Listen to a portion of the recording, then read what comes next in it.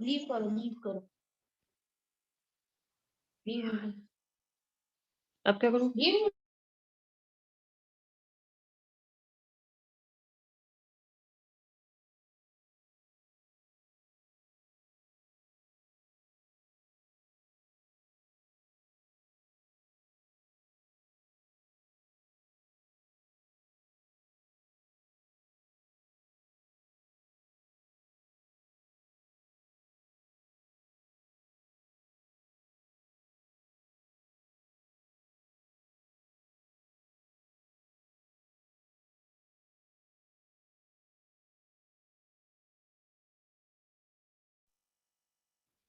Hello sir.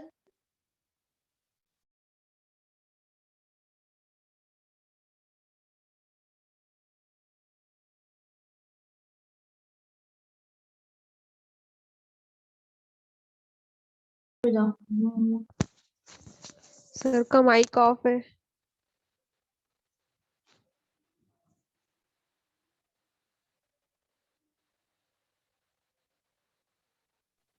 Hello, आवाज आ रही है सभी को?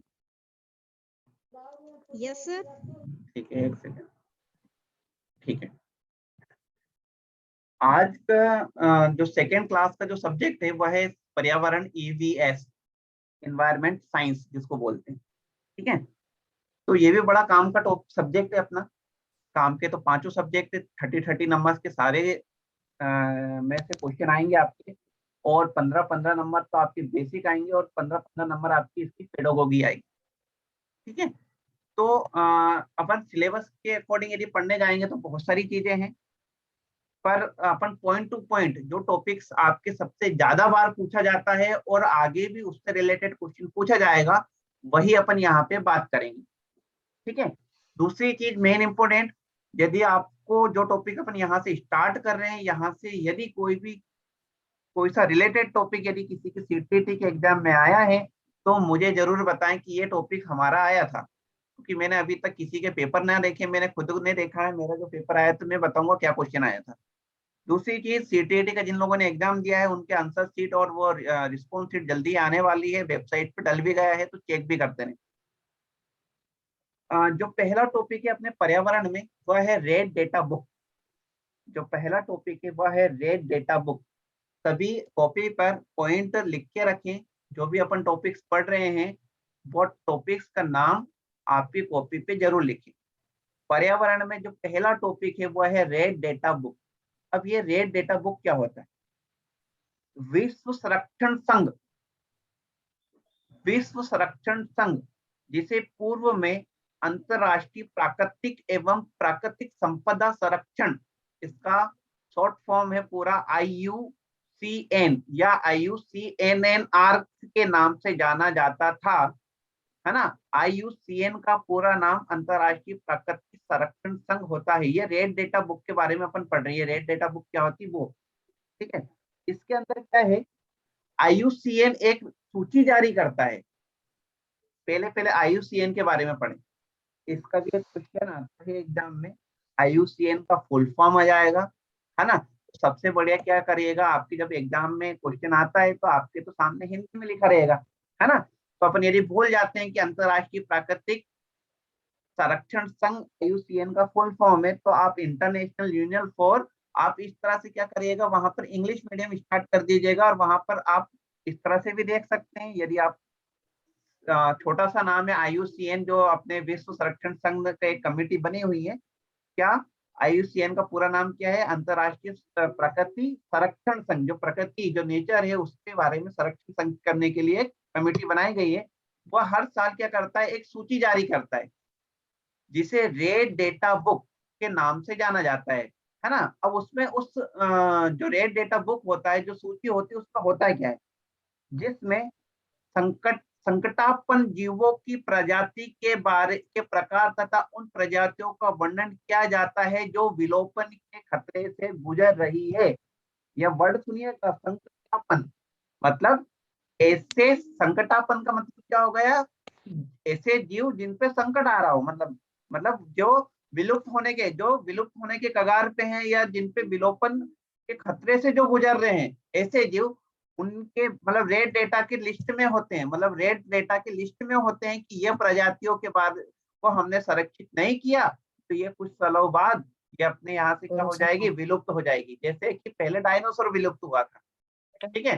तो ऐसे बहुत सारी प्रजातियां होती हैं, उनके बारे में वर्णन किया जाता है, उनके बारे में लिखा जाता है कि यह प्रजातियां विलोपन के खतरे से गुजर रही है। बेटा माइक बंद कर लें सभी। रेड डेटा बुक में प्रकाशित जातियों को थ्रेटेंड जाति का नाम दिया गया है। समझना डबल से ये वाला पॉइंट। IUCN हर साल एक सूची जारी करता है जो जिसे क्या कहा जाता है, रेड डेटा बुक कहा जाता है, जिसमें क्या होता है, संकटापन्न जीवों की प्रजातियों के प्रकार तथा उन प्रजातियों का वर्णन किया जाता है जो कि विलोपन के खतरे से गुजर रही है। पहली चीज तो ये हो गई रेड डेटा बुक के अंदर। दूसरी चीज क्या होती है, मेन इंपोर्टेंट एक और चीज, ये रेड डेटा बुक में प्रकाशित जातियों को थ्रेटेंड जाति रेड डेटा बुक में कौन जीवों के बारे में लिखेंगे, जो विलोपन के कगार पे, जो विलुप्त होने के कगार पे हैं, उन जातियों को क्या कहा जाता है, थ्रेटेंड जाति का नाम दिया गया है। IUCN के 3 वर्ग संकटापन्न, सुबह एवं दुर्लभ प्रजाति थ्रेटेंड जातियों के अंतर्गत आते हैं, है ना। ये अलग अलग चीज है, सुबह हो गया आपका और एक दुर्लभ हो गया, प्रजाति थ्रेटेंड जातियों के अंतर्गत आते हैं। अब ये सिर्फ इतना पॉइंट आपका रेड डेटा बुक के अंदर 2 पेज जो अपन ने पढ़े, रेड डेटा बुक यहाँ से चालू हुआ, यहाँ खत्म हो गया, बस काम की चीज कोई इसके अलावा नहीं। रेड डेटा बुक किसने लिखी, कौन जारी करता है, जो जारी करता है उसको फुल फॉर्म और उसके जो जाति होती है उसको क्या कहते हैं, बस इसके अलावा कुछ नहीं, इतना ही पढ़ना है। यहाँ से पर्यावरण चालू होता है, आपने सिलेबस देखोगे ना तो परिवार, उसके अंदर विकास, तो नदी, तालाब, बहुत सारी चीजें, पर मेन चीज जानवर, एनिमल। अब इसमें अपन मेन टॉपिक पढ़ते हैं। पहला जो टॉपिक है वो है जानवरों की जो खाल है, समझना, इसका एक क्वेश्चन CTT में इससे रिलेटेड क्वेश्चन आया था। जानवरों की खाल पर जो डिजाइन होते हैं वो उनके बालों के रंग के कारण होते हैं। मेरे पास 2 क्वेश्चन आए थे CTT के एग्जाम में ये जानवर से रिलेटेड। पहला वो ऊन वाला आया था, जो पहाड़ के ऊपर रहती हुए क्या बोलते हैं, भेड़ वगैरह, जो जिनके स्वेटर वगैरह बनाए जाते हैं। एक क्वेश्चन मेरा उससे रिलेटेड आया था, मुझे क्वेश्चन पूरा याद नहीं आ रहा है। और दूसरा क्वेश्चन एक आया था कि ऐसा कौन सा पक्षी है, सुनिएगा मेरे क्वेश्चन सभी, CTT के एग्जाम में क्वेश्चन आया था, ऐसा कौन सा पक्षी है कि नर पक्षी उसके लिए घोंसला बनाते हैं, मतलब सभी अलग अलग नर पक्षी उनके लिए घोंसला बनाते हैं, बहुत सारे घोंसले बनाते हैं, और उसमें मादा पक्षी को जो घोंसला पसंद आता है उसमें ही वो रहती है, उसी में वो अंडे देती है। अब वो पक्षी का नाम बताओ आप। ये क्वेश्चन मेरे में आया था और वही क्वेश्चन में ये नोट्स में जब बना रहा था वो मेरे दिमाग में था ये चीज, ठीक है। तो ऐसे जानवरों से रिलेटेड मेरे पास 2 क्वेश्चन आए, आपके क्या आते हैं आप मुझे बताइएगा, वो सारे इसके अंदर भी है। पहला पॉइंट, जानवरों की खाल पर जो डिजाइन होते हैं उन्हें उनके बालों के रंग के कारण होते हैं, है ना। अपन देखते हैं अलग अलग जानवर के अलग अलग डिजाइन वगैरह होते हैं, कलर वगैरह, जैसे अपन देखते हैं अलग अलग, जैसे गाय हो गई, है ना, अलग अलग पक्षी भी हो गए, बहुत सारे जानवर होते हैं, उनके बालों के रंग के कारण क्या होते हैं, उनके खाल पे जो डिजाइन होती है वो उनके बालों के रंग के कारण होते हैं, ठीक है। जैसे ब्लैक, व्हाइट वगैरह अलग अलग कलरफुल जो भी है। दिन में जागने वाला जानवर आमतौर पर कुछ रंग ही देख पाता है, ये मेन चीज है। जो दिन में जागने वाला जानवर आमतौर पर क्या करता है, कुछ ही रंग देख पाता है, पूरा रंग नहीं देख पाते, ठीक है। रात में जागने वाले जानवर हर चीज को सफेद और काली ही देखता है। जो जानवर रात में जागते हैं, ठीक है, वह किस तरह से देखते हैं, ब्लैक एंड व्हाइट कलर में देखते हैं, जो भी चीज वो देख रहे हैं वो ब्लैक एंड व्हाइट कलर में देखते हैं। एक और पॉइंट, बहुत से जानवर किसी खास मौसम में लंबी गहरी नींद में चले जाते हैं। ऐसे बहुत सारे जानवर हैं जो मौसम चेंज होने पर क्या होते हैं, वो बाद में निकलते हैं। अपन देखते हैं ना कुछ जानवर बारिश में निकल रहे हैं, है ना, चींटे वगैरह, बड़े बड़े चींटे वगैरह जो रहते हैं वो बारिश में निकल रहे हैं, गर्मी में निकल रहे हैं। कुछ ठंड के मौसम में अपने को दिखते भी नहीं है, मक्खी वगैरह गर्मी में निकलती है, जैसे छिपकली, मैंने एग्जाम्पल में लिखा है छिपकली। अब जैसे अभी आपको नहीं मिलेगी। बाकी वो क्या होता है, जैसे ठंड के समय में छिपकली आपको कहीं नहीं मिलेगी, हो सकता कहीं हो। बाकी कुछ जानवर क्या होते हैं, किसी खास मौसम में लंबी गहरी नींद में चले जाते हैं और वो कुछ मौसम खत्म होने के बाद ही क्या होते हैं, आपको दिख पाते हैं। ये जानवरों के बारे में था। कुछ जानवर तूफान या भूकंप आने के कुछ समय पहले ही अजीब हरकतें करने लग जाते हैं, है ना। जैसे अपन ने देखा होगा, अपन बोलते हैं ना अपने गांव की लैंग्वेज में, जैसे कुत्ते भौंक रहे हैं रात में कि यार ये क्यों भौंक रहे हैं, कुछ चोर वगैरह आ गया है या कुछ देख लिया, है ना। ये रियल चीज है। ये साइंटिफिक नजर में भी इसको सही माना गया है कि कुछ जानवर जो होते हैं वो तूफान या भूकंप आने के कुछ समय पहले अजीब हरकतें करने लग जाती है। ठीक है। जंगल में रहने वाले लोग समझ जाते हैं कि कुछ बुरा होने वाला है। जानवरों में भी देखने, सुनने और महसूस करने की शक्ति होती है। और सबसे पहली मेन चीज है कि जानवरों में सबसे ज्यादा महसूस करने की शक्ति होती है। वो पहले ही हर चीज को क्या करते हैं, भाप लेते हैं, समझ लेते हैं। तो दूर से आया तूफान को वो पास, मतलब वहां खड़े जंगल में खड़े वो समझ लेते हैं कि कहीं पे तूफान आने वाला है या कहीं भूकंप आने वाला है। वो पहले ही वो चीज से क्या हो जाते हैं, भाप जाते हैं, महसूस कर लेते हैं। ठीक है। तो जंगलों में जो व्यक्ति रहते हैं, आज भी जंगलों में बहुत सारी प्रजातियां रहती है लोगों की, बस समझ जाते हैं, जानवरों को देख लेते हैं और वो चुप हो जाते हैं। वैज्ञानिकों का मानना है कि जानवरों की अपनी पूरी भाषा होती है। वैज्ञानिकों ने माना है कि सभी जो जानवर है उनकी अलग अलग भाषाएं होती है। वो पूरी भाषा है, वो अपनी अपनी लैंग्वेज क्या करते हैं, बातें करते हैं। अब हाँ, इसके बाद कुछ पॉइंट है, 2-3 पॉइंट। ये पॉइंट हमेशा सीएटीटी के एग्जाम में अधिक कहीं ना कहीं आया है। क्या पॉइंट, जिन जानवरों के बाहरी कान व शरीर पर बाल होते हैं वो बच्चे देते हैं।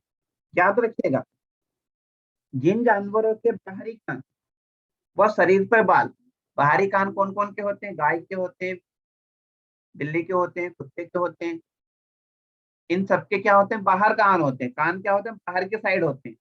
ये क्या करते हैं, बाहरी कान वो शरीर पे बाल होते हैं तो क्या करते हैं, ये बच्चे देते हैं। पर जिन जानवरों के बाहरी कान वो शरीर पे बाल नहीं होते, वो अंडे देते हैं। जैसे चिड़िया, है ना, जैसे चिड़िया, जैसे सांप, है ना। ये क्या है, इनके क्या है, बाहरी कान नहीं होते। कान कहाँ होते हैं, अंदर के साइड।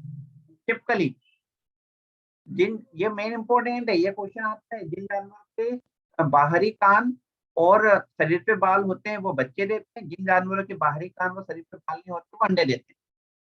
ठीक है। स्तनधारियों की विशेषता में इनके शरीर पर बाल का पाया जाना, कान के मध्य भाग में 3 अस्थियां, मेलियन, इनकस व स्टेपस का पाया जाना प्रमुख है।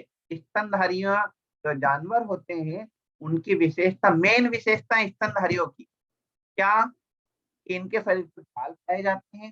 पहली चीज, स्तनधारियां कौन, जो बच्चे देते हैं वो। ठीक है। मेन विशेषता क्या है, इनके शरीर पे क्या होते हैं, बाल होते हैं। दूसरा, कान के मध्य भाग में, जो कान है उसके सेंटर में 3 अस्थियां, 3 अलग अलग अस्थियां होती है। एक होती है मेलियन, एक को बोला गया है मेलियन, एक को बोला है इनकस, और एक होता है स्टेपस का पाया जाता प्रमुख है।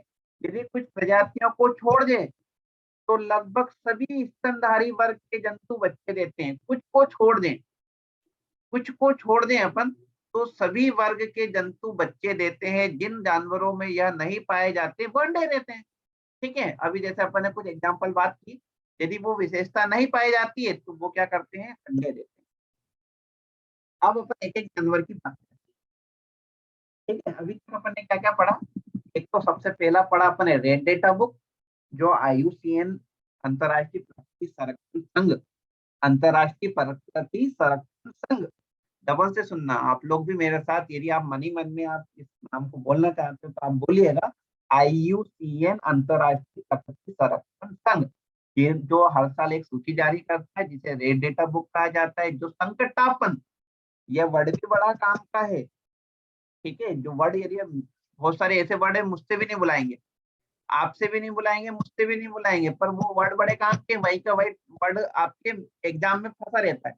अब वही कंफ्यूज होते हैं, ये वर्ड का मतलब क्या है ना। तो वो वर्ड आपको भी याद रखना है कि संकटापन जीवों की प्रजातियों के प्रकार तथा उनकी प्रजातियों का वर्णन करता है। कौन, रेड डेटा बुक के अंदर, जो विलोपत की कगार से गुजर रही है। ठीक है।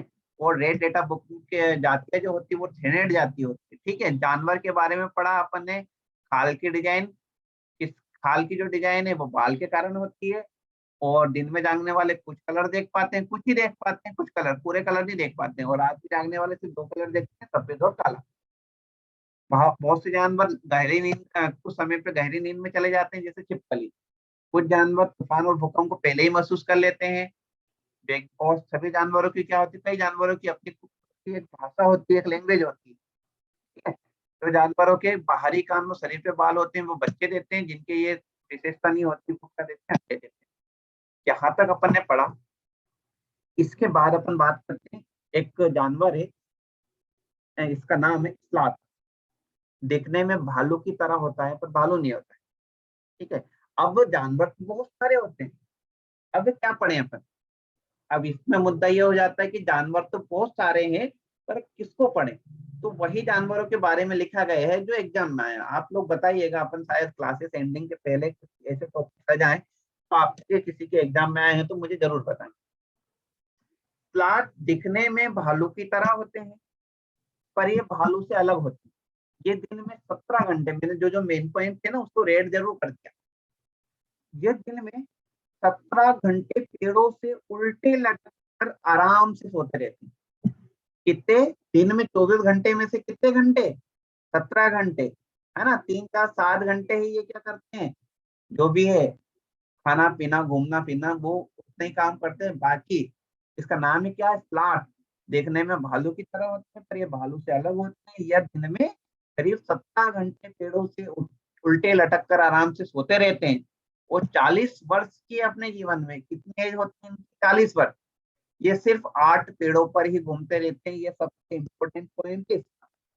अब बात आती है क्या, कि जानवर तो बहुत सारे अपन पढ़ेंगे इसका, तो कुछ ऐसे जानवरों में कुछ खास विशेषताएं होती है।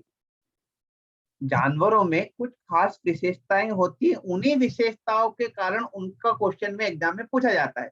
अब ये स्लॉथ के बारे में क्या चीज थी, अपने सुना भी नहीं पढ़ा भी नहीं, जो भी बात की बात, इसमें क्या क्या खास बात थी कि ये 17 घंटे उल्टे लटके रहते हैं। 40 वर्ष के जीवन में 8 पेड़ों पर ही घूमते हैं, 8 से 9 पेड़, मतलब ये सिर्फ 8 पेड़ों पर ही घूमते हैं, ओनली 8 पेड़, 8 से अलग अगले पेड़ से नहीं जाते। ठीक है, अब ये 8.8 पेड़ लिखा, मतलब कहीं ना कहीं इसके बारे में रिसर्च हुई होगी, कहीं ना कहीं किसी ने इसके बारे में सुना होगा, वैज्ञानिकों ने रिसर्च की होगी, तो इन्होंने उसको पूरा पॉइंट लिखा कि 8 पेड़ों पर ही यह घूमते हैं। यह सप्ताह में एक बार ही सोच के लिए पेड़ से नीचे उतरते हैं, जिस पेड़ पर रहते हैं उसी के पत्ते खाकर अपना पेड़ भर लेते हैं, दूसरी पेड़ पे जाने की जरूरत ही नहीं, है ना। 8 पेड़ों पे वो 40 साल आराम से गुजार देगा। उसको 3 और 4 7 घंटे तो रहना है, 7 घंटे में भी उसने कभी थोड़ा बहुत खाया पिया बैठा करा, ये उसका दिन निकल गया। ठीक है, सप्ताह में एक बार ही सोच पाएगा तो काम ही नहीं पड़ा दूसरे पेड़ पे जाने का उसका। और क्या कर रहा है, उसी जिस पेड़ पे रह रहा है उसी के पत्ते खा रहा है, तो उसको कहीं शिकार करना या कहीं खाना खाने की जरूरत नहीं, तो वो बढ़िया आराम से 40 वर्ष निकाल देगा 8 पेड़ों पर घूमकर। 17 घंटे आराम से करेगा और 7 घंटे वो जगेगा। कौन सा जानवर होगा आपका, स्लॉथ। फोटो भी मैंने इसके लिए ढूंढ ढूंढ के फोटो लिए क्लास में, कि आप उस जानवर जो पढ़ रहे हैं अपन उसके बारे में आप उसका फोटो वगैरह देख लो।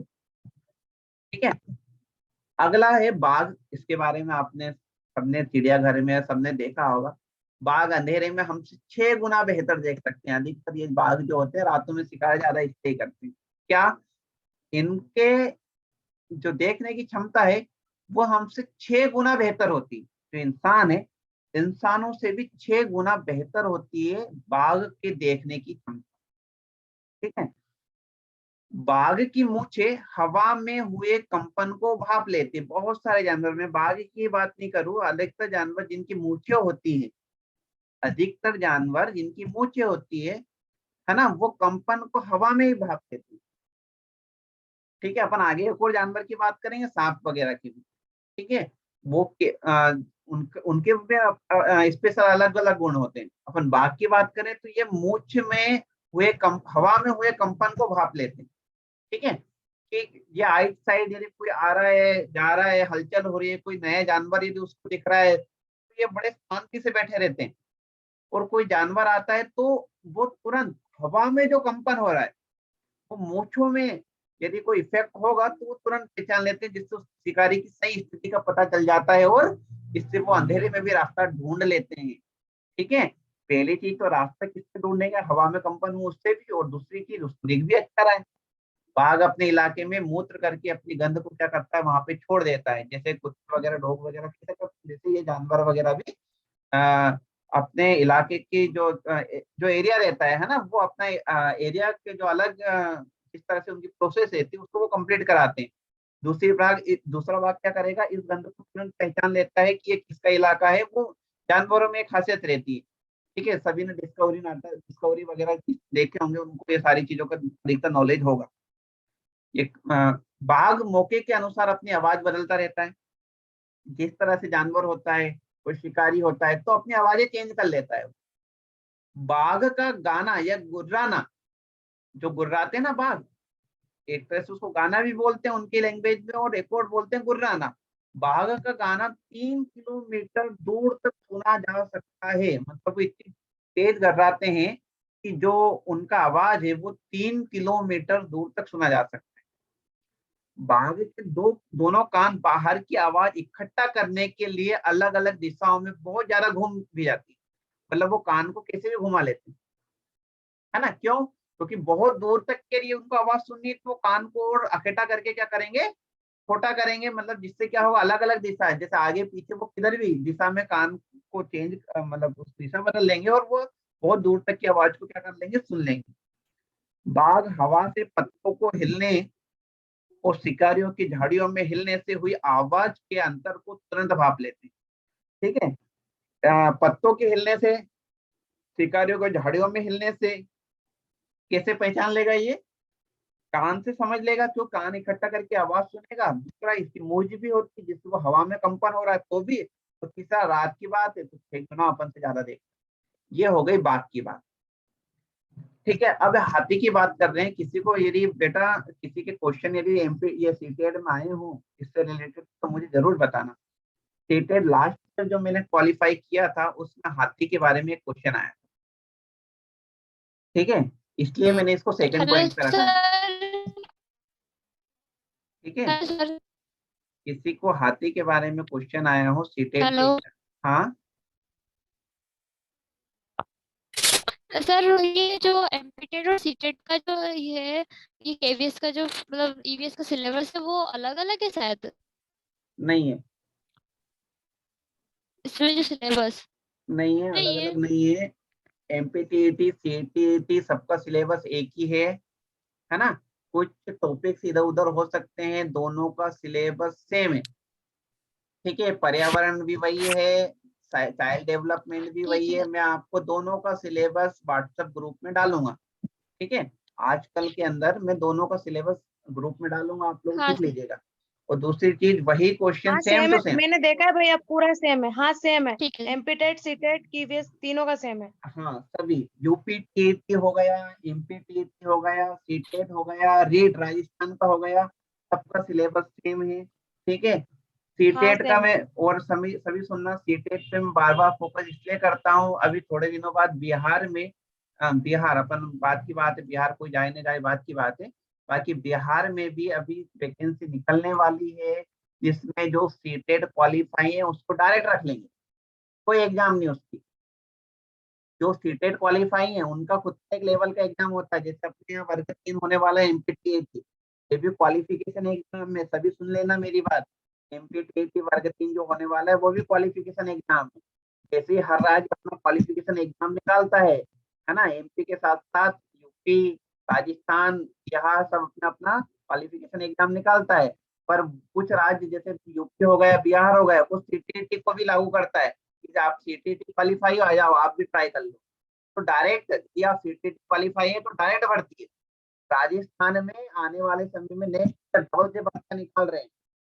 ठीक है, उत्तर प्रदेश में फिर वैकेंसियां जो यूपी टीटी एग्जाम होने के बाद जब होगी तब सीटीटी वालों को रखेंगे। तो सबका सिलेबस सेम है, आप एक चीज पढ़ो, आप सभी एग्जाम आप कवर कर सकते हैं। हाथी के बारे में बात करें, अपन यहाँ हाथी पे अपन शुरू करके खत्म कर देंगे आज का जो ईवीएस है, हाथी पे अपन खत्म कर देंगे, सब 9-10 हो गया है ना। हाथी को पानी और कीचड़ में खेलना बहुत पसंद है, अपन ये देखते भी आए हैं, उसके शरीर को ठंडक मिलती है, तो ये तो कोई हिंसा है, आप लोग समझ जाओगे। हाथी के कान पंखे जैसे होते हैं, ये भी आपको पता है ना। गर्मी लगने पर हाथी अपने कान हिलाकर हवा करता है, ये अपने को पता नहीं, है ना। कान बड़े होते हैं, ये अपने को पता है कि पंखे की तरह होते हैं, पर ये क्या करता है, गर्मी लगने पर अपने कान हिलाता है, हवा करता है, ठीक है। 3 महीने का हाथी 200 किलोग्राम वजन का होता है, ये लास्ट ईयर क्वेश्चन आया था। ये 2-3 पॉइंट पढ़ रहा हूँ मैं, इससे रिलेटेड क्वेश्चन आपके एग्जाम में लास्ट ईयर आया था, CTET।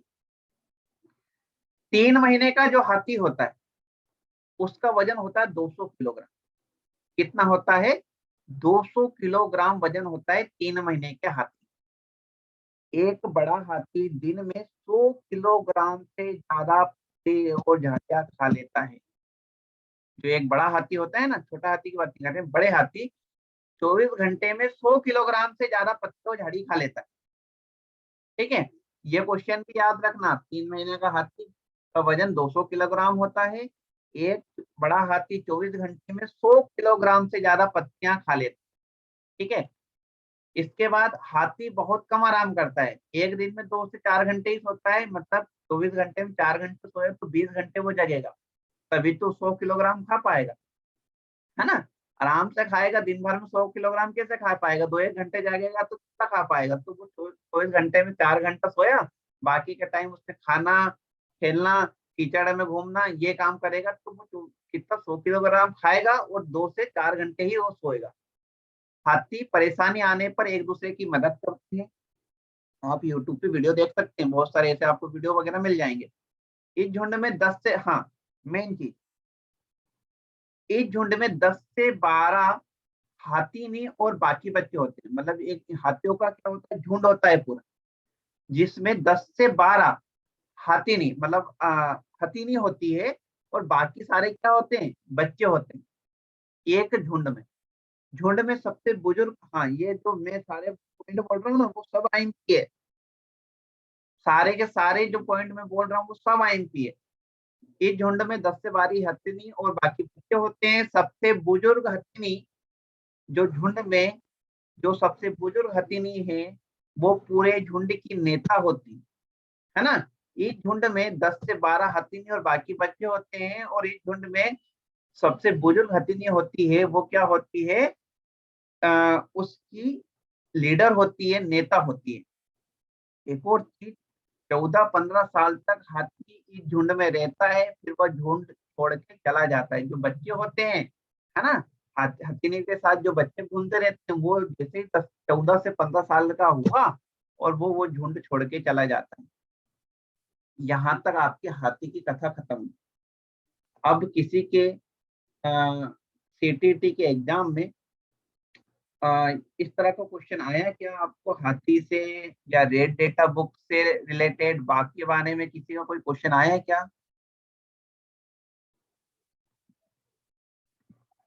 CTET का एग्जाम कितनों ने दिया था? नाजरीन दिया था, है ना, यस सर। टीना ने दिया था, और कौन ने दिया था exam? Sir red data book से रिलेटेड आया था एक क्वेश्चन। क्या आया था? वो थोड़ा ध्यान नहीं है, शायद वो किसने जारी किया था, है ना, ऐसा कुछ आया था, ये, IUCN। हाँ हाँ IUCN, है ना, ठीक है, एक क्वेश्चन ये हो हाँ गया।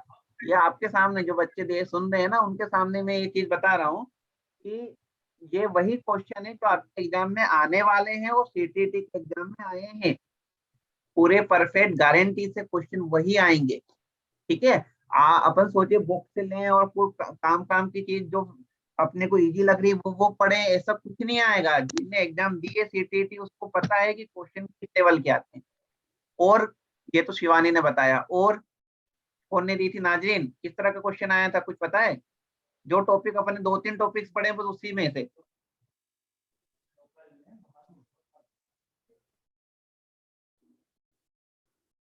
नाजरीन, टीना, कुछ क्वेश्चन आए क्या यस सर। इसमें से? अभी तक जो टॉपिक मेरे पास CDP में से आया था भैया। हाँ, वो आत्मसरण था, वो मेरे पास CDP में से आया था। CDP का क्वेश्चन आया था, कौन सा? वो आत्मसरण का था ना, हाँ हाँ हाँ हाँ, वो वाला। गुड। वो वाला आया था कि वो कैसा था, और अनुकूलन कैसे होता है बच्चों में, वो एक आया था। अच्छा दीपिका आपने भी दिया था। अच्छा फ्रांस ने IUCN है वो, ICUN नहीं, IUCN। और ये डेटा बुक, ठीक है।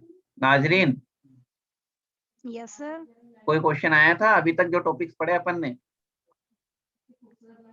सर वो CDP में ही आए थे। अच्छा कौन सा वाला? वही जो अभी टीना बता रही है उस तरह के है ना? हाँ सर, बस वही तो आए थे, साथ अच्छा में ही तो पेपर दिया। अच्छा साथ में ही दिया है ना, ठीक है। तो मेरा तो ये जो टॉपिक है वो इससे तो नहीं आया था। मेरा कहाँ आया था? ये हाथी हो गया, हाथी के बाद लंगूर को पढ़ेंगे। लंगूर के बाद मगरमच्छ भी है, छिपकली भी है, सांप भी है, कुत्ता भी है। यहीं से कुत्ते का फोटो अपन ने उधर लिया था। केचुआ है, मच्छर है, रेशम का कीड़ा है, बसंत गोरी है, दर्जन चिड़िया है। मेरा जो क्वेश्चन आया था CTT के एग्जाम में, जो मैंने एक बार और दिया था, उसमें आया था नर वीवर पक्षी के बारे में। ये क्वेश्चन आया था मेरे अभी जो 21 तारीख को CTT का एग्जाम हुआ था, मेरे इसमें नर वीवर पक्षी के बारे में आया था। मतलब अपने पक्षी तो बहुत सारे होते हैं, पर मैंने वही नोट्स में लिए हैं जो आपके एग्जाम में आते हैं और या आएंगे। कि नर पक्षी पक्षी अपने घोंसले बनाते हैं, मादा वीवर उन सभी घोंसलों को देखती है, फिर उनमें से जो घोंसला सबसे ज्यादा पसंद आता है उसमें वो अंडे देती है। ये नरवीर पक्षी के बारे में एक लाइन लिखी है, मतलब ये एक वर्ड लिखा है, यही का यही नरवीर पक्षी के बारे में, उसकी दुनियादारी, उसके परिवार, कुछ भी नहीं पढ़ना। जो मेन चीज क्या है वो पढ़ा, और यही का यही क्वेश्चन आपके 2021 जो 21 तारीख को जो पेपर हुआ था उसमें आया था। मतलब ये नोट्स मैंने बहुत पुराने बने हैं, मैं आप सभी को मैं बताऊं तो ये नोट्स मेरे अभी के बने नहीं है, मेरे ये 4-6 महीने पुराने बने हुए हैं। मैंने किसी से लिए थे ये नोट्स, है ना, थोड़े कॉस्टली थे। मैंने ये नोट्स लिए, अपने लैंग्वेज में इसको ट्रांसलेट किया और आप लोगों के सामने ये रिप्रेजेंट कर रहा हूँ। मैंने खुद ने नहीं पढ़े, मैंने CTT के एग्जाम में, मैंने CTT का एग्जाम, मैं सभी से बोलना चाहूंगा, अभी अपनी क्लास क्लोज होने वाली है। CTT या जो भी MPTT वर्ग 2 में खुद क्वालिफाई हूँ, बाकी ये था कि जो वैकेंसी है वो बहुत कम है तो हो नहीं पाया। बाकी वर्ग 2 में खुद क्वालिफाई हूँ, CTT भी क्वालिफाई हूँ, डबल से एक बार वो CTT दिया। मैंने इसलिए दिया था कि जो नोट्स आप लोगों को मैं पढ़ाऊंगा वो कितना सही है, कितना फायदेमंद है, क्या क्वेश्चन वाकई में आ रहे हैं उसमें से। जिससे मैंने लिया था उसको बोला था आते ही है, तो मैंने खुद ने देखा और वाकई में वो आता है। ठीक है, तो आप डेली क्या करिएगा, आपको समझ में आया हो मेरी वर्ड लैंग्वेज तो ठीक है। अपन क्या करेंगे, कल से जो क्लासेस रहेगी वो अपन कोशिश पूरी करेंगे 90% कि अपन उसको बोर्ड पे लें। कुछ ऑब्जेक्टिव क्वेश्चन हो गए या पेपर सॉल्विंग हो गए तो अपन उसको लैपटॉप में देखें, बाकी अपन उसको बोर्ड पे ही समझाएं, बोर्ड पे ही सुने तो ज्यादा बेटर रहेगा। दूसरा, मैं बुक्स के बारे में आप लोगों को कुछ मैं कल डिस्कस करके बताऊंगा कि कौन सी बुक लें, क्योंकि बहुत सारी मार्केट में अलग अलग बुक्स है। मैं किसी एक बुक का नहीं बोलूंगा, क्योंकि सभी बुक्स में, अधिकतर बुक्स मैंने ऐसी देखी है जिसमें आंसर गलत होते हैं। सभी सुन लेना मेरी बात, मैंने खुद ने मैच करे हैं बहुत सारे आंसर।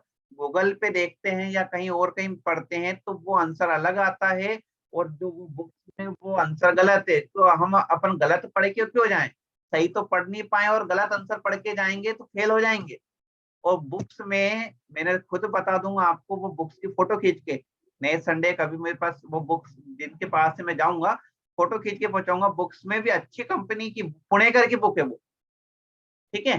तो मैं किसी को बुक के बारे में प्रेफरेंस करने से पहले मैं खुद पहले देखूंगा कि वो बुक कैसी है, फिर आपको बताऊंगा। पर मैं जो नोट्स आपको शेयर करूंगा, जो नोट्स मैं आपको बताऊंगा वो आप जरूर पढ़िएगा, कॉपी पे चाहो तो आप बना लीजिएगा। ये टेंशन ना लें, सभी को मैं बोल रहा हूँ, अपन 40 दिन 45 दिन की जो क्लास अपनी स्टार्टिंग की जो रहेगी उसमें अपन सिलेबस को ना देखें। सिलेबस देखने जाएंगे तो आप साल भर पढ़ोगे तो कंप्लीट नहीं होगा। हमें 45 दिन में सब खत्म करना है जो एग्जाम में आना है। अभी सभी सुन लेना, ये 3-4 स्टूडेंट आपके सामने हैं, मैं खुद हूँ, कि हमने वही टॉपिक जो पढ़े हैं अभी, आज अपन ने शायद बहुत कम टॉपिक्स पढ़े, इतना इतना इससे ज्यादा अपने को पढ़ना है, डबल टिबल पढ़ना पड़े।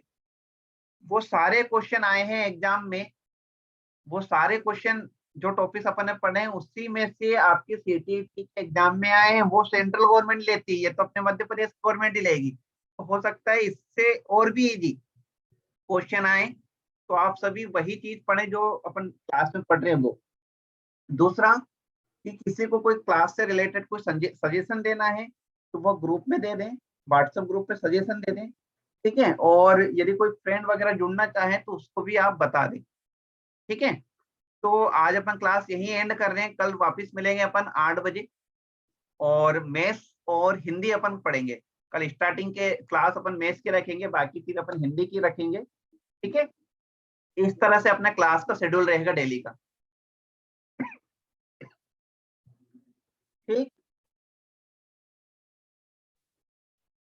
ठीक है बेटा सभी, thank you all of okay you, sir, है ना। Thank you sir. आज के लिए काफी है यार, ओके सर। ठीक है, थैंक यू।